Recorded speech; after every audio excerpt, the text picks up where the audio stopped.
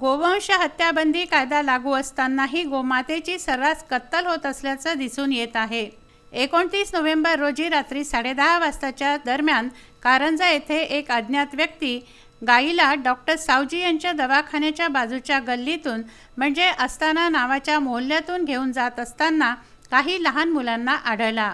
त्यांनी आरडाओरड केली असता त्या व्यक्तीने सदर गाय ही पिंट्या शेख यांच्या घराच्या मागील गल्लीत अंधारात कॉलमला बांधून तेथून पळ काढला।